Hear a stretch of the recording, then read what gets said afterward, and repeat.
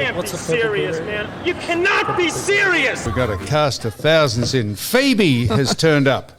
Fibi has turned up. I'm not sure.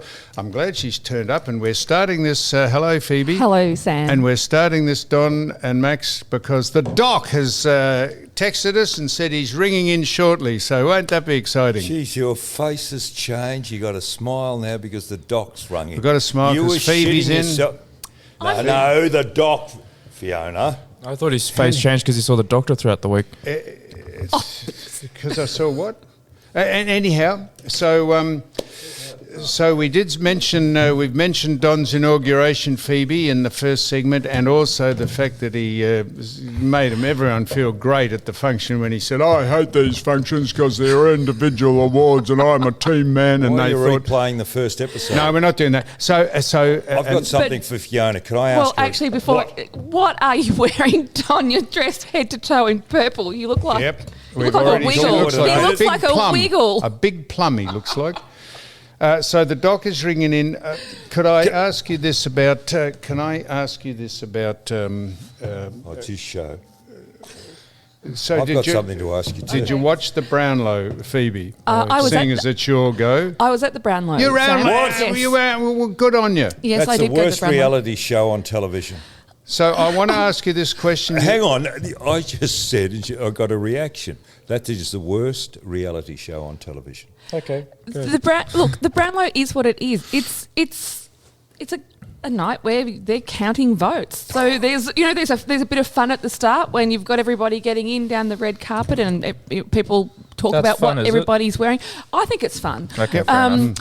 But there is just long periods of the evening where not much happens, and it's difficult to make that exciting TV. But at least we had a close race this year. So of some of the women or the people.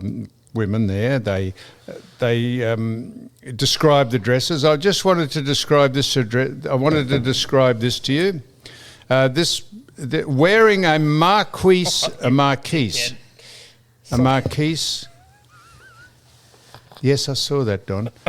Wearing a Marquise Atelier well-styled dress that oozed confidence in her off-the-shoulder gown. Wowing in white, a fashion moment for the Brownlow. That was worn by Danielle Laidley. Danny Laidley. Now, please, I'm not dead naming Danny Laidley, but Danny Laidley was at the Brownlow. I presume Tony Jones couldn't get an invite, who runs a football show on Channel 9 called the Sunday Footy Show. He couldn't get an invite.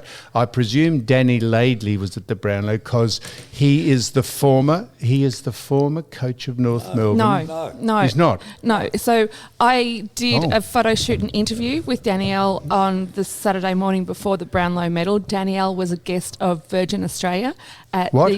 So Virgin Australia is one of the sponsors of the AFL and was the sponsor of the red carpet event or portion of the Brownlow medal night, and Virgin, the airline had a table in the room, and Danielle Laidley and her partner Donna were guests on that table. Donna and Danny were guests of Virgin because they were invited to the event. Because of what reason? Danielle has been doing some work with Virgin Australia. Well, not work, but been involved in their Pride flight and some of the sponsorships and activations that the airlines has been undertaking. Danielle Laidley wasn't there as a result of him being an ex-footballer or a coach at a football function. He was there as a guest of Virgin Australia Airlines. Yes.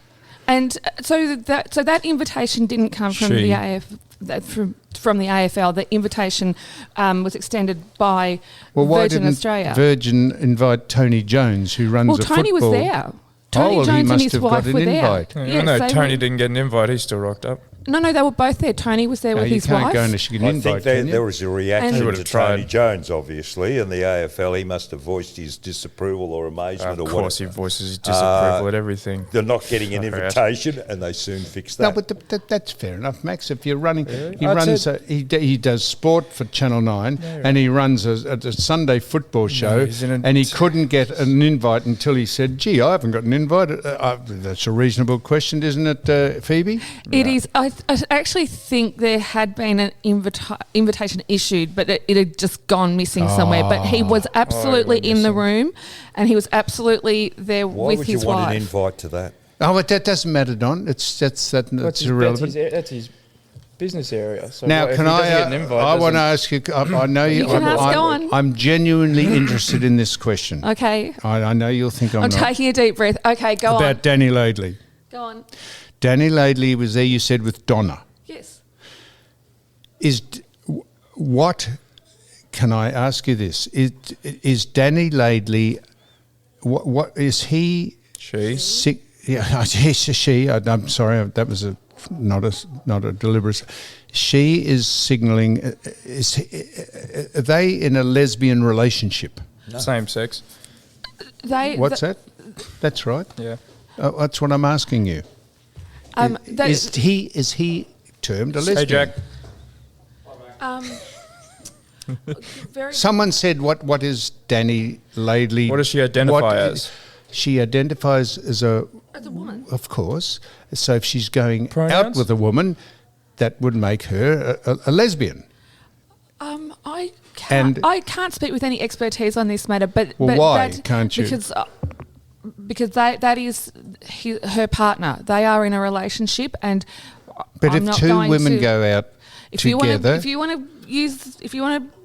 I don't have an answer to this one actually. what Sorry. if I want to what, Phoebe? Well, I'm only just asking. No, you. she can't explain it.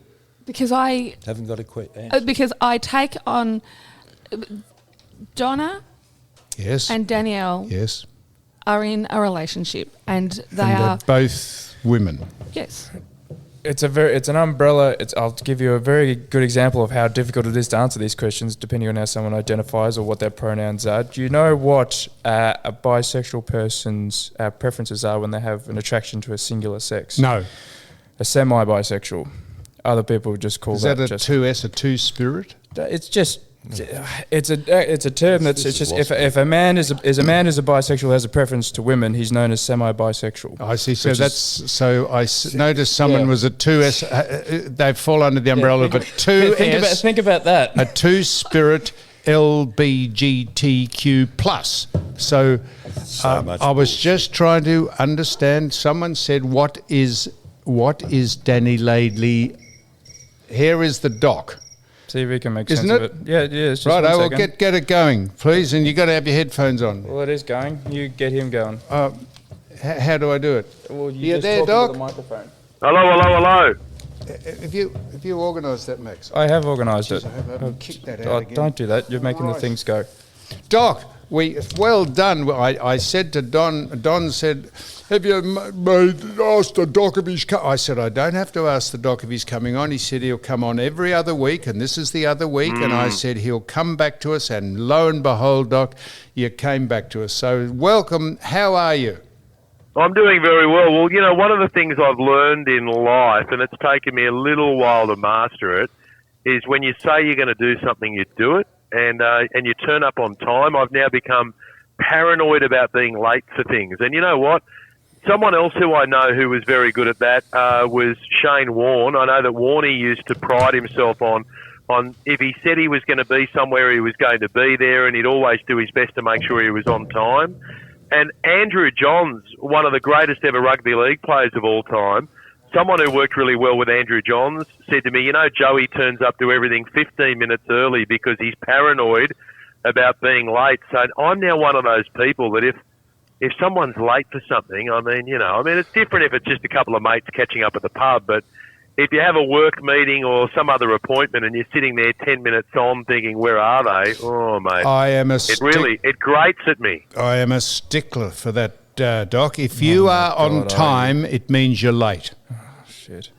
Well, what about young Max? Has Max got a different mindset on this one? Tell you what, mate, when I was about 10 or 12 and I was 2 minutes late, he drove off on me when he was supposed to pick me up. This man is a stickler for being on time.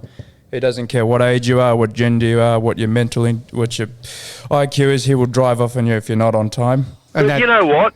I had this bloke who was asking me for a favour, right? Yes. This is a true story. A guy contacted me and said, look, I need your help. I need a favour. And I said, okay, I'll meet you for coffee, right? So I give him the details. I'm sitting downstairs from 2GB, where I work here in Sydney, and I'm sitting downstairs, and we said 10 a.m. So I'm sitting there, 5 past 10, 10 past 10. So I call him. He goes, oh, mate, I'm just on the bridge. And I said, what bridge? He goes, the Harbour Bridge. I said, well, mate, we said 10 o'clock. And he said, yeah, I know. I won't be too far. I'll be there in the next 10 minutes. And I said, mate, I won't be here. I'm sorry, but I'm not going to be sitting here. You want a favour from me. I've been sitting here since 10 o'clock. I'm a busy person, and you're on the bridge. You didn't even bother to ring me. And here's my golden rule now. If you're going to be 5 minutes late, you've got to let them know 5 minutes before you were due there. So if you say you're going to be there at 10 and you realise you're running 5 minutes late, you've got to ring them by 9:55 and say, hey, just giving you a heads up, I'm running 5 minutes late. Is that being too precious, Don? Am I being too precious? Yes. Am I getting old? Yes. No, you don't. You're not. You're actually not. But anyway, Ignorance. Whoa! You should have seen. Phoebe? Yeah, Yes. Phoebe's here. Sorry. Hello, I was Doc. about to How are say. you? I was about to say Hang on who a was minute. here. Someone's buried the lead. Phoebe's on there. Doc, I was about to say you're speaking to Max, Phoebe, Don, and me, but you started off And on I. that. And I. And I, My pronouns are thee, thou, and thy, so you can treat me any way you like. So I was about to say that, but you are absolutely spot on. It is ignorance and bad manners to turn up actually on time. You should be there a minute before you're meant to be there. Doc, can I ask a quick question? Well, hang on. You can ask whatever you want. Just a quick question. What's your oldest kid's age? Freddie is 7. Freddie's 7. Is that year 2? He's in year 2, Right. correct? I'll give you an example. If he goes into year 3 and school finishes at 3:30, you call him at 3:20 saying, "What time do you finish school?" 3:30, Dad. Okay, no problem. I'll be there at 3:30. Make sure you're there. Class finishes at 3:30. Takes you 5 minutes to walk out. If your dad's not there because he's driven off because you're 5 minutes late, do I have to call him, or should he just pick me up from school? Oh, I think you'd probably ring child services and dob on your dad, wouldn't you? I don't know. Well, I presume Max is talking about me. If I ask Max what time, if I ask Max what time would you like me to pick you up, and he takes all those calculations into consideration, meaning it finishes at 3:30, but it'll take me 7 minutes. Just say, pick me up at 3:37, and I'll be there. Don't tell me 3:30. And you know what? Had a Why big you Lambo know as what, well, Max? so he's just Max, a minute. it sounds like this lesson has stayed with you, and that's the most important part of a lesson, that people don't remember the trust Dad. lesson. And no, it's you've remembered it. It's stuck with you, and therefore you're punctual when you turn up and meet up with your dad. Yeah, but I as you think it's should a, be. I think Yeah, it's the a walk little home, bit Doc. deeper than this, Doc. I think there's therapy involved here.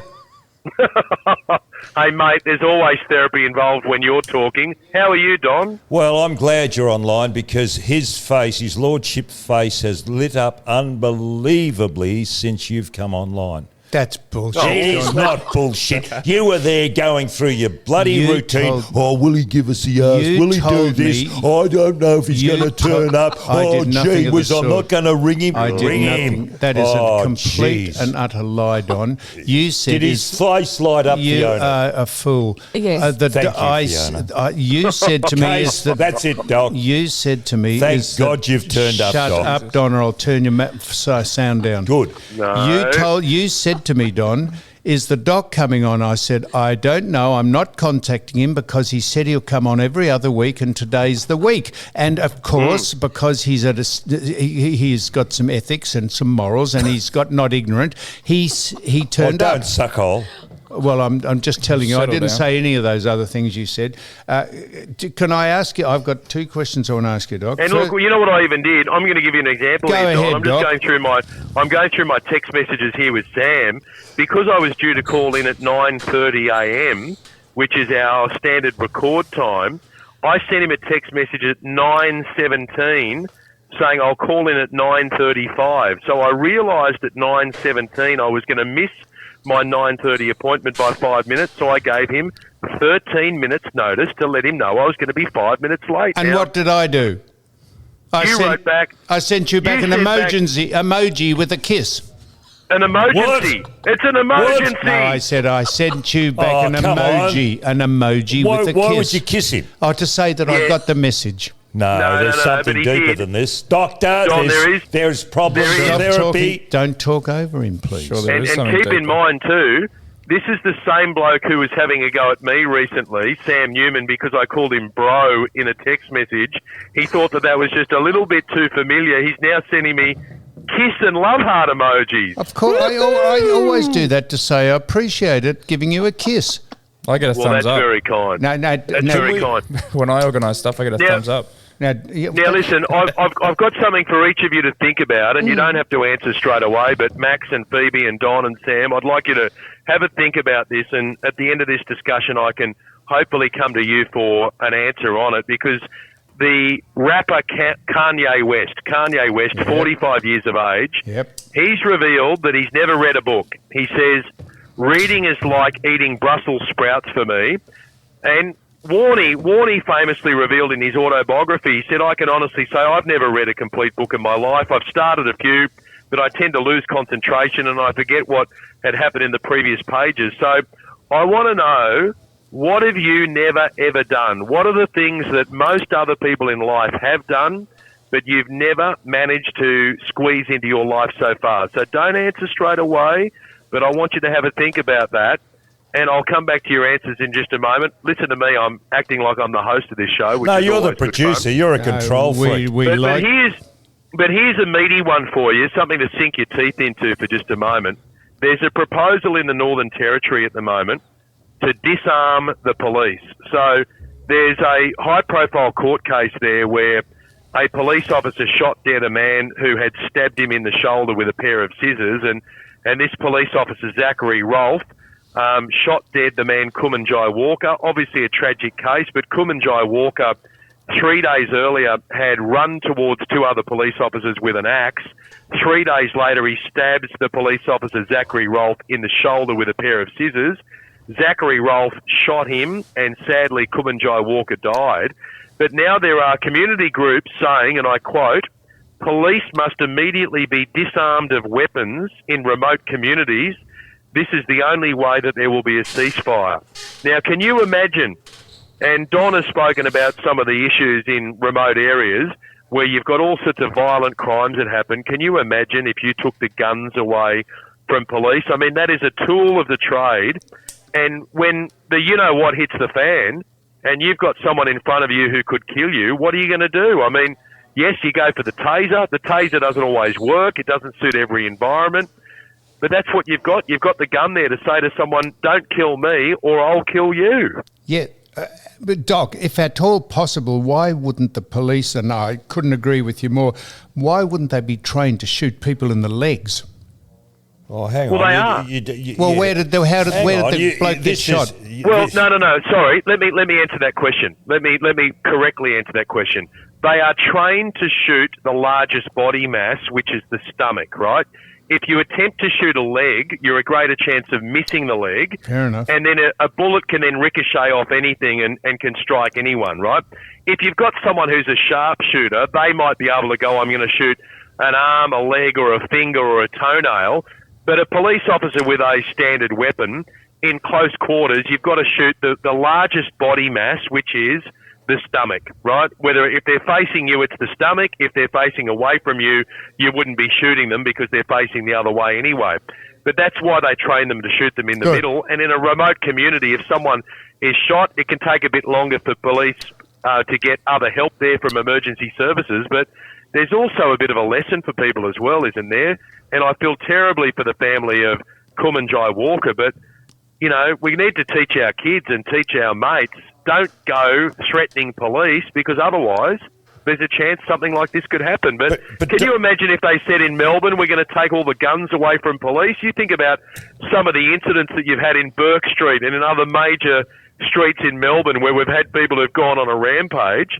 And sometimes you've even had heroes with a shopping trolley who've managed to knock the person down. And and help police take them into custody. But sometimes the best weapon is the one hanging off the police officer's belt. What about the coppers who get their cars rammed by people who have pinched cars? Just a nice shot through the windscreen might deter them if they keep doing it. Well, you've got to, I suppose, send a message to people. I don't know whether they'd shoot through the windscreen. It depends when they evaluate that threat and how they evaluate that threat. But I don't know, Phoebe, you'll have a view on this. But if you're the person who's got to make that split-second decision, I really feel for the police officers, because when I make the wrong call on my radio show, we play the wrong piece of audio and everyone moves on. But in a police officer's life, you make the wrong call, people die. Now, Phoebe will have an opinion that is conducive to her employer's opinion. Go ahead, Phoebe, please. Well, going back to Ben's first point, his first question was, should police be disarmed? No, I don't think that at all. I think it's actually important that the police are able to be appropriately armed, and I also think that, Ben, you hit the nail on the head. It's a life and death decision is very different to what you and I deal with in the media, where, as you say, in your situation it's playing the wrong piece of audio. In my situation, it's perhaps getting something wrong in print that you can correct pretty easily. It's a very different set of circumstances and responsibilities. And Doc, what's been your biggest stuff up in print, Phoebe? Look, there's been plenty. Everyone in media has made a stuff up. You know that, Ben. Mine wasn't so much a stuff up, but I remember the one that is probably the best dinner party story was when I ended up having to give evidence in a court case about a particular celebrity's erectile dysfunction, and that was very strange. I thought you squashed that. I was going to say, that wasn't Don or I, was it? I was just going to say, I've never been to court. Yeah. Well, I'm intrigued to know more on that, Phoebe, but I don't know whether you're willing to reveal. So why would you be called to court to give evidence about someone's erectile dysfunction? Many, many years ago, and I won't say the name of the person involved, but they were being. I was brought in as a witness because I. What to? As a witness? Well, not a witness. No, I shouldn't say that. That's the wrong. Let me start they couldn't again. Get it up. There had been. How do you know they couldn't? I had written a story about this particular person who was promoting a product that helped men that needed some help in the bedroom. Get a hard on. Yes, and there had been an issue. Oh, no. But there had been some issues whether or not that this person was telling the truth with this advertising that they were involved in. And because I had interviewed this individual and had published a story about this particular advertisement that they were involved in, this arrangement that they had, I ended up being called. And you know what, Phoebe? I'm testing my memory here. Was the person a media personality? Yes. And so were the initials DH? No, they weren't. No. RN. Right. Who was it? RN. Well, it was Ian Turpie, actually. It was a case. That's who it was. Yes. Turp. The late Ian Turpie, and it involved a situation where he was. He couldn't get it up. No, he was involved in a sponsorship. He was advertising the success of a particular spray. False advertising. Yes, and it was. I think from memory, it was the. I can't remember actually which body had taken action against this particular organisation. Yeah, I remember it, and it was whether or not he had actually been using the product. And when you think about it, I mean, back in the day to treat that condition, but they were marketing things where you just use a spray and put it on the end of your knob. Member. But from memory, just from memory, it was actually the company that had published the advertisement and paid Ian to be the, for want of a better word, the face of the advertisement that was having the action taken against it, and I ended up having to give hard evidence. Thank you, Sam. I had to give hard evidence, yes, and so that was many years ago, and one of those more unusual moments in your life where you sit there and think to yourself, how on earth did I end up in this situation? Doc, before you go, before you say you've got run out of time, I want to ask you two things. Is there any action or any excitement about the Swans coming down to play in the grand final, or is it a rugby territory up there? The rugby people must be pretty bemused that they get fairly big crowds, but the bumper crowds in Sydney and Brisbane and down here in Melbourne have been monumental this year. Yeah, no, we're very pumped about the Swans. We're feeling very confident as well about it, and the best news to come out of the Swans this week was the two-word statement involving Lance Franklin, where they just put out a statement saying that this is what Buddy wants to say, and he was saying one more. He's going to go around one more time, one more year, and just think, was it Andrew Demetriou who was running the AFL at the time, who said there was no way in the world that Buddy Franklin would still be playing for the Sydney Swans in 2022, 10 years after signing that deal. Well, here we are, 10 years later, 2022, and not only is Buddy there in year 10 of that 10-year contract, but he's about to go around in season number 11, and he's going to have a premiership in season number 10. So the Swans will win this weekend, and we are so pumped about it. We were so nervous in the game last weekend when it came down to 1 point right on the full-time siren. So, look, I feel very confident the Swans are going to get up this weekend. You could not possibly feel very confident. Extremely confident. No, you could. In fact, I'm willing to bet $100 if anyone wants to take it. I'll take it. You'll take it, Max? Yeah. Don't start gambling, please, Max. Done? I gamble responsibly. Yeah, done. Gamble responsibly. So did you know, Doc, that Geelong have played since 1989 in 10 grand finals? And you're a part of zero. What? Oh. What did you say then? Dude, go on. No, what did you say? Too soon. I didn't know what he said. He said you were part of zero of them. Oh, no. I wasn't playing in 1980. That was a technicality. He wasn't playing playing. in 1989. See what happens? You don't pick up your son from school on time, and he serves that kind of stuff up to you, Sam. 10 grand finals since 1989, which is a pretty good record. One every 3 years, an appearance. They've only won 3 and lost 6, but you would be foolhardy, a spendthrift with a good sense of humour, Doc, to back the Swans next Saturday. Did you say they won 3 and lost 6? Why are you basing? Yes. That's 9. Oh, and they're playing in one on Saturday, right. You dumbass. And why would you be basing Max, it on my son? History? Why would you be basing this year's result on history? I'm just saying they've been very successful, Geelong. It's in the past, Johnny. That's the only thing you judge history on is the past, Don. I just want to clarify, Max, are you happy with 100? Do you want to take it back to 50 or you want to stick with 100? No, I'll stick with 100. I'm good for it. Stick with 100? I'll tip in 1,000. Gamble responsibly. Yes, always. Now, listen, what have you never done? What have you never done in your life? Who wants to kick this off? Don, what's something you've never done in your entire life? Because Kanye West has never read a book. What has Don Scott never done? Given a shit. Oh, sorry. That was meant to be the crickets. Yeah, that was it. Got the wrong. Okay, while Don's thinking, I'll jump in on this one. I've never smoked. Oh. Never smoked? No, never had a cigarette. No, not even a puff? No, I Good haven't. girl, Phoebe. It's just not Max? my thing. I go to Dad. What have you never done, Max? No, I can't say. Just go to Dad. I could tell you one, but we'd get put off air. No, we wouldn't get put off air. You'd think it's pretty ordinary.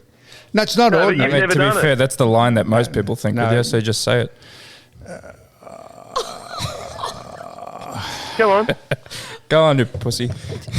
Should we go to Don and see if he's actually got an answer? No one, Sam, just be honest. No one's going to pull you off. I'll be honest. Well, you've said it. I've never done that to myself. Paul, just Same here. I've never given myself a hand job. Oh, you wankers. That's it. We are not. And that's my point. People say, surely you've pulled the top off it occasionally. I said, never, ever. Never. You know what? Exactly. I've always had someone there to do it for me. You know what? No, that's a joke. That's a lie. But I've never done that. Doc, do you know what he's never done? Lovely conversation. What's he never done, Max? Have you ever shaved your chest? No. Never? As in I've done the clippers. I've done the clippers. Have you ever clipped it? Yeah, I've done the clippers, yeah. How old are you? 75? 76? Who are you talking to? You. The person I'm looking at. No, well, I'm older than that. 78? Whatever. Go on. What? Never shaved his chest. It's like a bloody jungle up there. It's ridiculous. Well, Jim, Yeah, sorry I think, about that, yeah, Mitch. It's What's gross wrong because with he him? wears whenever Boy's he's on the gone whenever He's gone ratty. Yeah. I've never shaved my chest either. What are you shake trying to do? it's gross. What about? But Because you also wear when you're out in the gross. boat and you wear budgie smugglers and you got your. Yeah, Well, that's what's wrong right. with that? I'm a male. It's all grey and I'm hirsute. Yeah, brown but and you ever the shaved problem is, disgusting. boys, the problem is you end up looking like one of those silverback gorillas, right? Where it's just like, Chief. there's so much hair there where you can do a bit of hair maintenance. And what the word is, it's more trimming, right? Grooming. It's more trimming and grooming rather than shaving. You don't actually shave it so it goes nude. Doc. You just kind of trim it and bring it back a little bit. And I'd Yep. say something else. If you're going to do the chest, don't be afraid of going down a little lower I was as well. just going to say. Because I'll tell you, when you clear out the weeds, the trees look bigger. You've taken the words out of my mouth, Doc. If you ever shave the plums, suddenly it looks like you've got actually a tree stump You're down right, there. actually, Doc. I look after properties. It's called whippersnipping. The tree looks much better. It stands out, doesn't it? Yeah, I've heard you've got a whippersnipper. It's good to talk to you, boys. Well, I didn't get you to ask. All right, then. Well, I was going to ask you He's this. going. Well, can you? What? I've got a family I've got to look after. All right. Well, And he's got another appointment he's got to be at. I'm going to. All right. Well, Doc, it's been fantastic. So, if you want to put $1,000 on the Swans, let me know. 100 was it? No. I've got 100 with Max and Phoebe. It's lovely hearing your voice, and let's do this again soon. In fact, let's do this in 2 weeks, eh? It's a date. Let's do it. And I'll just wait for the call. I won't be contacting you. Thank you, No, Don. you just know I'll be here. Of course I'll be here. Right, well, good on you, listen, Doc. I just want to say I love you, boys, and I love you, Phoebe, and I love having a chat with you. Behave yourselves, and I'll talk to you soon. You star, Doc. Busy. All right. Okay. We'll wind Get the this up. clippers out and start shaving. Right. Well, that's it. We See stop. ya. No, you're still on the. Oh, it's you on the turn him off, please. Sorry, Doc. We're just grappling with technology. You cannot be serious. See you, Doc. Bye-bye. Cheers. Now, are we winding this up? Well, I know. I've got a question for Fiona. No, but we're coming back, though. That's what I'm saying. No, ask the questions because the next one we'll do sport. There's just plenty happening in sport. No, we're going on because we've got an interview coming in. We've got an interview coming in. do we? So I wanted to ask you this. Go on, then. Well, I'd like Fiona. Fiona, there's a story going around Melbourne, and you being a reporter. Oh, gosh. Okay. Can you tell me a current footballer who went interstate, rented his house out to an ex-footballer, and Who's the in the house is- media? Well, I don't know if it's in the media Yeah, or he's not. in the media. And the house has been trashed. And the first report I've got, I can't find it to be substantiated, but Well, be very 60,000 careful, please, Don. thousands of dollars damage was done to the house. I have heard this rumour, but I. No names? Well, There are names, but we're not going to say No, well, I anything. mean, it's something that. That's fun. It's No. obviously something that none of us can Substantiate. substantiate. But there's certainly I have heard that rumour. Well, whose house was it? Don't No, ask about no, the person who no, trashed it. Max, Can't even Max. do that. Okay. Which means it's pointless probably bring it up. But I know the person who is allegedly accused of trashing it. I just find that very hard to believe. I find it very hard to believe. I don't know the person personally, but just from That's his not what I'm thinking of them. from his reputation and what he's done as a public profile, I find that very hard to believe. But the only person would know would be the person who rented the house to him. And if you haven't got that from him, I don't know how you would substantiate it other than that. Can I ask you this? Now, you'll think that this is... so this is a segue. Gil McLaughlin, I'm told, at the Brownlow said that he thought Cripps was extraordinarily fortunate to be there taking a Brownlow medal because he challenged his suspension and got off. Fancy challenging the going through the process of challenging your suspension a la the AFL guidelines, you being successful and then criticising the player for getting off because he went through the guidelines the AFL set up. What a joke. That man is out of control. So if you think that's basically... That's wrong? Yeah. What was it? Because the AFL upheld his suspension and then they went to the next step up, which doesn't take into or doesn't involve the AFL fully. And then they found that he was not guilty. Mate, the AFL still Max, upheld the suspension. Please, Max, what I'm saying is the man got off because he went through the channels, the legal channels of disputing his thing, and he got off. So he was eligible to win the Brownlow. So when he's standing up there, McLaughlin, I'm told, says he's very fortunate to be getting a vote or winning the Brownlow because he should have been suspended. That's what. No, that's his opinion. That's McLaughlin's opinion. Fuck me. Why would exactly right. I'm agreeing with you. Yes. Why would he have to say that? That's exactly right. No, mate. He says everything. He says what he wants. No. So that's a de facto thing of not cheating, but getting out of something. What about this, Phoebe? I want your opinion on this. I'm reading this. Speculation has grown online that the San Francisco-born Hans Newman, a relative newcomer to the sport of chess, inserted wireless vibrating anal beads up his arse, they're my words, into his body before his victorious match against the world #1 grandmaster Magnus Carlsen. Chess fans have speculated that an accomplice watching the match at Springfield in St. Louis used a chess program to determine the perfect move and then sent encoded instructions through the vibrating anal beads so that he was able to make the correct move.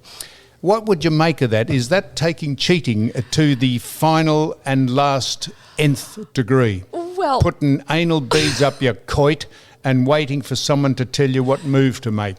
Like an SOS signal of some description. Morse code. Morse code, that's it. Yes, Morse code, thank you. It's a definition of a win-win for him, if that's how he's inclined. Well, look, honestly, you have to give the fellow points for inventiveness. Yeah. It's extraordinary. Maybe he got the idea from, now we were talking about this, our friend who was getting sexual transmitted things from his girlfriend at dinner. Olcott. What's his name? Dylan Olcott. Dylan Olcott was his wife or partner. Quite openly said that he was at a restaurant getting jigged up by his wife. Oh, his girlfriend. He was doing it to her. Yes. Yeah. He was doing it to her. Yes. He had a phone. He had a phone app that was controlling vibrating knickers. Oh, I thought she was doing it to him. No, Max is right. Mate, what's the? He's paralysed from the waist down. Is he not? I thought that might have been the technology that was enabling him to. That makes more sense. Why you were talking? Okay, that makes. Wow. Okay. Yes. Yeah. No. So maybe he got. Maybe Magnus or the bloke who won the chess championships got the idea. Possibly, what do you make of that? I wouldn't think so, but I just think this chess... Could you ever imagine a time when you'd insert anal beads, Phoebe, just in order to cheat to win something? I love the fact that you've waited until I've been here to ask this question. No, I was going to ask the doc. But if you remember, I sort of got two things to ask you. One was the grand final, and then I was going to ask you, I said, all right, well, we will leave it. I was going to ask the doc, is that extraordinary that you would go to that level to win something by putting anal beads up your bum? As I said, look, cheating is not on. Whichever way you cheat, it's just not on. So putting that to one side, I have to give credit, as I said, for inventiveness, because to come up with that as a way of getting the Morse code as to what particular moves should be made on a board is just next level, absolutely next level. Now I want to ask you this. Oh, all right. Can I ask a cruel joke? Go ahead. A crude joke? Yes. No, crude joke. Crude joke. Do you know? No, don't be sorry in advance, Phoebe. Go on. What? What's the difference between a blowjob and anal? Oh, come on. We've got a lady. Yeah. That's why I apologise in advance. I might be a little bit old. No. A blowjob makes your day. Anal makes your whole week. Yes, you idiot, Max. You absolute numbskull. I thought it was just fitting for the topic. I think we're going to edit this. No, we're not going to. Could I tell you what? No. What is the difference between a chickpea and a lentil? No, I don't pay $100 for a chickpea to pee on me, or a lentil to pee on me. Sorry. Where did you get these jokes from? I get them from him. It's him.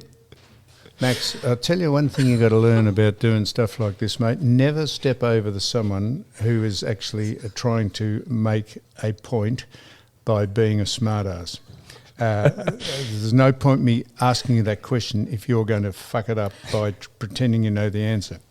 What is the answer then? Now, Phoebe. Yes, Sam. Do you think, and we've probably had this conversation before, do you think it's a good idea that they put all the footballers who are about to play in the grand final in some boats and sail up the Yarra River where no one can see them? Some of them might get seasick. It might be raining and what is the idea of that, seeing as we've closed the city down with 2 public holidays and no one's in the city? What would be the point? What is the thinking of the people who run this competition? Well, unless we should see how it unfolds, and if it's a great success, we will say so. Well, exactly. If it's a great success, that's fantastic. My personal opinion is it's ridiculous, and it seems to be an idea that was, pun intended, first floated last year, possibly to have been used in Perth, but then it didn't happen, and so it's actually happening this year. Did here you in say Melbourne. Floated? Yes, pun intended. Yes. Oh, you said that, didn't you? Yes, but I just think this is reinventing the wheel. I mean, people want. I get it. I get that. It's part of the idea of keeping the players apart from the general public, but. You either do it or you don't. Put them in the cars and send them down. What do you mean apart? That's in the idea is to present them to the public by. Yes, but on a boat where they're so far away from people. This is my point. It's Isn't crazy. the idea to present the players, generally speaking, in touching distance of the players as they go down the street in cars or whatever, rather than looking at them through binoculars on the river? Was it ever presented as the fact that social distancing? Out of curiosity? Yeah, I think that's really part of it. It's part of that sort of idea. On. Well, if you look at the players, the Geelong players at the Brownlow Medal on Sunday, they were the first to arrive at the event. They did the red carpet separate to the rest of the guests, so they were the first team there, and then they sat in a separate room. They weren't actually in the Palladium itself. They were seated in a separate room to have dinner. Yeah. So there was a little bubble around them, and we're still taking plenty of precautions, clearly, to make sure that everybody who is involved in that grand final, those 2 grand final teams are healthy on Saturday. I see. But it is peculiar, so sitting really.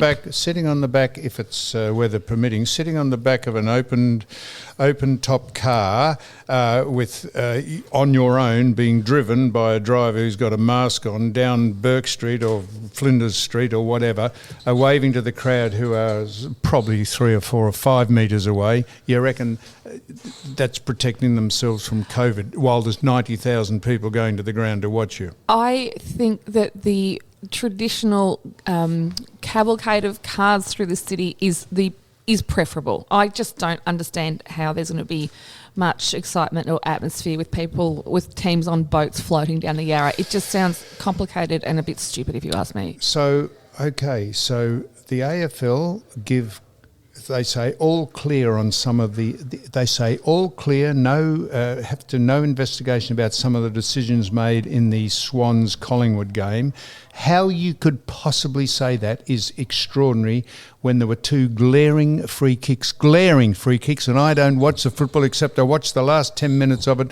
2 glaring free kicks when the man got pushed in the back so blatantly that it was a joke, and the other time was when he was given a 50-metre penalty, the Collingwood bloke, because he didn't come back on the mark because he wasn't asked to. He just stood where he thought the mark was, and the umpire said, no, you're not on the mark, come back a bit. He didn't say that, he just gave him 50 metres. Resulted in 2 goals. I know the first 50 metres wasn't. That 50 metre that you're referring to didn't happen in the last 10 minutes, I don't think. It happened in the second quarter. But the reason that none of the commentators knew about that is because the AFL released a statement saying the 10-metre rule, which is the square, which extends out to everything, you're not to overstep that mark. Players should know. They were getting sick and tired of the players overstepping and then getting asked to call back. They thought it was time wasting. That's what the AFL thought. So they said, again, like any umpires will umpire differently because they're different people. That umpire wasn't having it. Someone had already been called back previously because it was a sideways kick. Ginnivan overstepped the mark. The umpire definitely should have said, come back to your respective mark, but he didn't. He overstepped and he just went 50 metres. And the push in the back was a push in the back. Resulted in 2 goals. Right, so now I don't care, I'm saying this. How much time do the welcome to country at the football, there was a man there with a beard that came out and gave us a lecture on who we are, where the boundaries are of the country that we live in. We're so fortunate to be here. What is going on? The welcome to country at the foot took 7 minutes. Would it be possible? Would it be possible without us having to apologise for who we are and why we're here? Would it be possible for someone to say at the start of a game, we acknowledge the traditional landowners of the game the ground that this game's about to be played on, and we pay our respects to the elders, past and present, whatever, and that's it. We had a lecture on. Seriously, on why we're here, why we should be embarrassed, who we are, what the fuck is seriously? It is. How does this just allowed to get bigger and bigger and bigger? It's a rort, and I don't care. I don't care if someone says, "Oh, pay respects for the ground that we're playing on." We do it at every drop of out, at every function. But to have a lecture about what we should be thinking, and it is honestly, and no one pushes back on it because they think, oh, if we push back on it, it would be called racist, or it's not conducive to the spirit. It's honestly, it's cringeworthy. Sam, what are you actually saying? Are you saying there should not be a welcome to country? I didn't say that, Phoebe. Yes, so just please. maybe just clarify that, because there may be people taking certain parts of what you said out of context. Stuff what people will say what I said. If you listen to what I said, I'm not talking about you, Phoebe, I said, would it be possible at the start of a game to play the national anthem or whatever it is, welcome the sides on, and have someone say, could we just acknowledge the traditional owners of the country, or welcome to country? We acknowledge the ground that we're about to play the game on, and we respect the elders and past and present, and get on with it. That's it. That's a simple 30-second statement. This went on for 7 minutes about a bloke lecturing us about where the boundaries are of the land. It's not necessary. So would you prefer an elder doesn't give the welcome to country? I would prefer someone, yes. It's being absolutely. overdone. It is really being overdone, and it's gone to the ridiculous. Absolutely. I prefer someone, a spokesman, like at any function, someone gets up and says, the MC, just the host. I can tell you this now. When we were celebrating a few weeks ago about Melbourne's birthday, the 187th year of Melbourne's birthday, the elders didn't want to be part of it because they didn't want to celebrate the birthday of Melbourne, but they charged a fee of just under, because they were asked to have a welcome to country. They came and charged a fee to give welcome to the country, even though they weren't on board with it. Why don't they just have enough integrity to say, no, we don't agree with it and we're not going to turn up at your function, rather than take a fee to come and do it? It is honestly, you think, we will pay respects. We do every time we are here. That was the country. We pay respects to the elders. Why does it go on for 7 minutes? It'll end up going on and be a pantomime for half an hour soon if someone doesn't push back on it. It is ridiculous. And to sit there and have to listen to someone telling you about what is going on. Pay respect. I said that. Someone announce it and get on with it. Honestly and truly. It really is being overdone. It really is getting out of hand, being overdone. I spoke last week about kindergarten. went to my granddaughter's kindergarten. It's there. I've been to my son's school, and it's welcome to country. I mean, it is just everywhere. We went to a dinner on the weekend. Welcome to country. It is getting out. It really is getting out of hand. It's a feigned apology for a country that we've been made to feel guilty about who we are and why we're here. I mean, honestly, the country is here because it's been made into what it is by people being here. But give thanks to the people who were here in the first place. I mean, how hard is that? And the AFL, and we have a bloke called Blue Boy on the social media said, why do I bang on about a Winmar conversation we had all the time?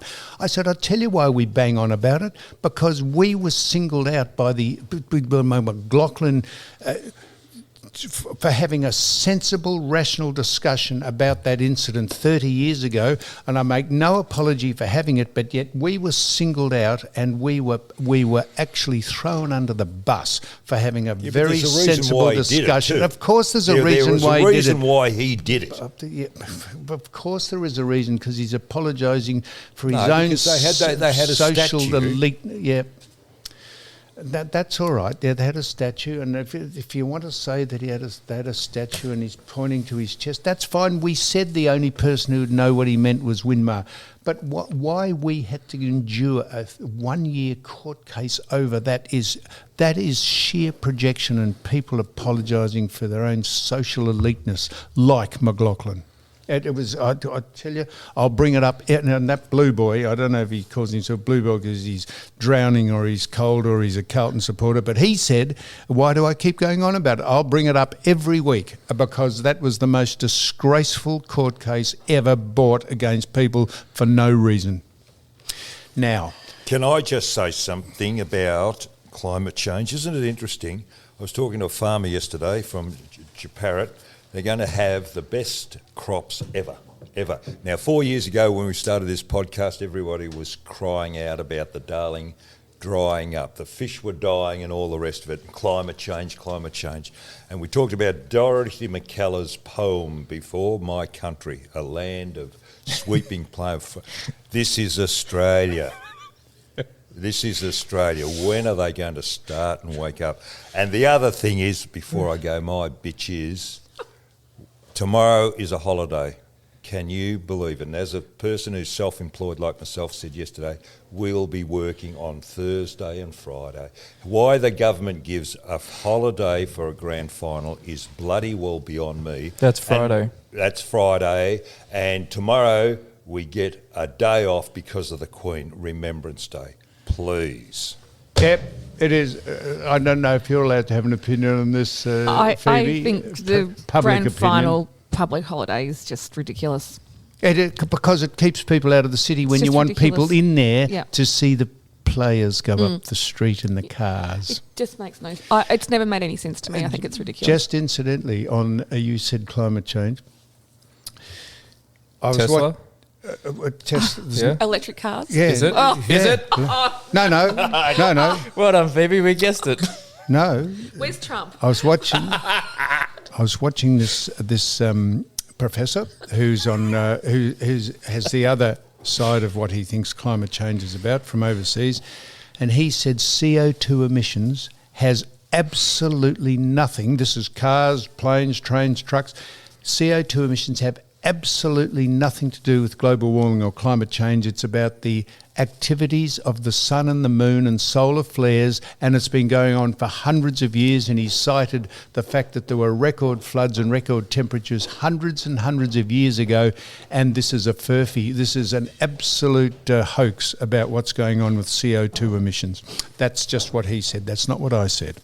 I can show you him saying it, and I can give you his qualifications, and he is backed up by a hell of a lot of people, but we are hoodwinked into driving electric vehicles that are not, there's no such thing as zero emissions. They just get transported to another country where they have to use all the machinery to dig up the products to make them. Now, anything... I just love the fact that you're very passionate today. You've got... I tell you, if I go to the grand final, I will make sure. Talk about the grand. Are you going to go? You're not going to the grand final. I said if I do, I'll make sure I get there. No, you're not. You're going. He's Are not. you going? No, I don't know. Okay, well, we're both eligible. You brought up another. We're both eligible to go to the Life Members Function.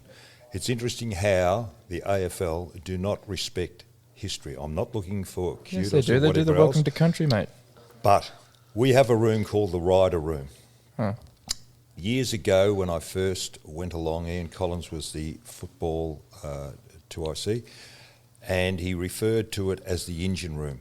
These people in this particular, it was a sit-down lunch, and it was a magnificent lunch. You had to be dressed accordingly, collar and tie, a lot of respect in the room. And I looked around the room and I saw people who made the game what it is today. Us, Don. No, not us, but others. Others. We only were very, very insignificant in it. And That's we were bullshit. beneficiaries. That is We were absolute beneficiaries. We were beneficiaries. These people did a lot more. Now, our rider room is stand-up. It's smart casual. And if you don't get your invitation in time as a Life member, they fill it up with corporates. That's how much the AFL respect you. You've got to know where you come from to know where you're going. And I'm sorry, the AFL and a lot of institutions are losing that. Because they got their head up their arse, Don. Go ahead, Phoebe. Sorry. Geelong. Sorry for that language. No, that's fine. Geelong is, as we have spoken about, playing in the grand final this weekend. Sam, who do you think should be the Geelong champion that gets to present the trophy should Geelong actually win? What do you reckon is going to be? You trying to set him up for him? No. Steve Johnson. I'm serious. I am deadly serious. You're hurting my arm. Would it be you? Why, Don? Well, it wouldn't be me. But Hey, listen, Why? your old man could play football. Your old man thank you, could Don. really play football. glad And he was what good he at something. endured down there at that club, he did his kidneys, his ankles. Yes, thank you, Don. And whatever else, shut up. And the way he played his 300 games, he was really outstanding. now, Phoebe, has who sla- do you? He He has slagged off the CEO there for 4 years, though. I don't think he's getting an Oh, well, I don't care. invitation. You want to... and rightly so. Yeah. No, I get that. Phoebe, who is going to prevent it? Well, I was thinking, should they win? I was thinking about it yesterday, and I actually Well, who is don't, going to? Well, I don't know. Actually, I gotta don't be know Norm. yet. I don't know, but I was thinking They must have who- picked someone out Well, already. they obviously have got someone. Who but, would you think it'd be? Well, Max. It's got to be Norm. It's got to be Stevie Johnson. Has to be. Steve Johnson. Steve Johnson. Johnson. No, that's a Surely. good question. No, why Please. don't you find out? Right. Who you should have found this out. Who's Well, I wanted to ask presenting- you because No, but I know. Well, who would qualify? Frank Costa's not Scarlett. with he's us not any. with us anymore. No. Thank you, Phoebe. He's Scarlett, deceased. Enright. Well, Scarlett Enright. Scarlett, Enright. Ablett. Ablett Jr. Ablett He is Senior. Ablett Senior? He is sitting at the table. Anyhow, that's it. So, Is it too late to start the campaign for you, Oh, Sam? yes, Oh, indeed. could I Now- imagine you in front and centre in the middle of the Yeah, your MCG? shorts and your tie and your weird loafers. Yeah. What would That'd be a happen to you? spectacle. might be a crescendo of booing. Oh, what would Now- happen with your dress? Weren't you thrown out of the members I or was. something? I was. Knocked just- someone out in the members too, in the urinal. What? Many a year ago, Don. Yeah, Haven't you really. heard that one? Was he looking? Geez, what about... What He about did knock someone I out the urinal. I didn't knock anyone well, out. we settled the score I out. punched someone. Well, in we the settled urinal. the score. Sam, you can't do that. What for? Were they lingering a bit too long? No, they took his seat. It took his seat. In the toilet. What? That's it now. We're winding this up now because our guest has arrived. And now Phoebe and Max. And, Don, what happened? Fucking shut up. Fuck off, Don. All right, now I've lost track of what I'm doing Yeah. here.